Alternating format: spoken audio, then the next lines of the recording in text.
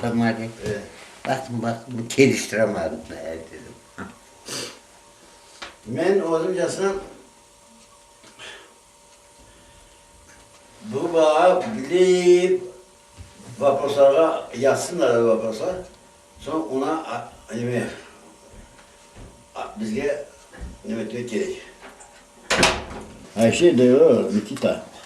Bütün Kur'an'da Nikita var. O şey evliyim ben de. Evet.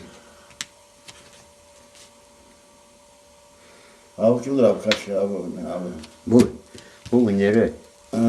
Abi ya sanki bilmem da olmalı. Bu senin emni kızdır galiba o.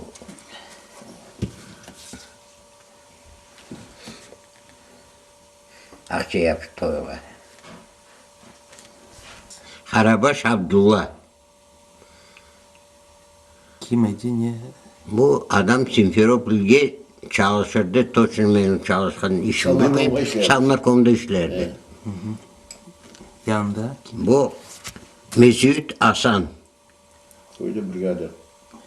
Bu adam koydu kat. Stроительный brigader.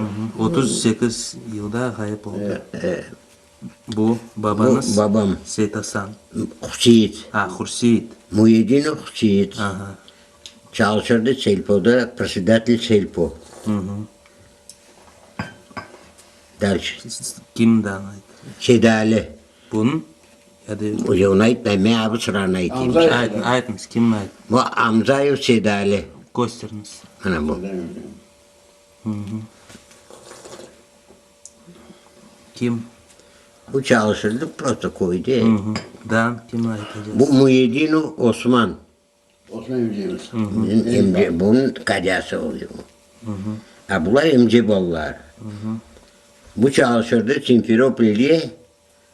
Oblano. Oblano. Oblano'da çalışırdı. Anda. Bu kim? O da, bu Doktor ne dedi? Emir Suyun, Amzayev Emir Suyun. Bu подполковник медицинской службы. Полковник. Полковником. Bu Mürşidin Ali. Merşedin. Lötçük. Lötçük. Kalganların endi Bu İsmailov da yani. bu İsmail. Bu Amzayev. Bu Amza kim? Amzayev Emir Suyun da. Ye Lütfiye'nin anası. Hücinov Yakup. Baliç. Bu yok diye arabanı alıp kaçacağımız. Bir araba çıkardık.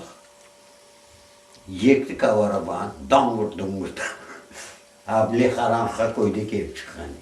Ana bir kere partizanlar o rast geldim oluyor. Ben Kurda Mustafa'na rast getirgendim. Bir çift ne? Biz de gitkendik abi senin gibi. Kurda Mustafa uzun alandan türde nedir abi? Bir yeri var da uzun alandan sonra. Kaleviz'de. Kanevizge çıktık. Av karanlık yerde dağ çekirgende arka atlı koydun kiyle. Biz de karşısında vardık. Abdullah, ulan biz de 5-6 denedik. Biz mahalledan çıktık biz. Çatının abi ve ikimiz gittik de ne gittik? Metiye gittik de Katık'a, o taraftan çıktık. Çapakoya tarafı. Ulan bıraktık koydulara havatlarına dedik. At da yok onda ya hayvanlardan. Varsa bir şey yok, yüzlerini taptık. Yan karyakına bunun gibi.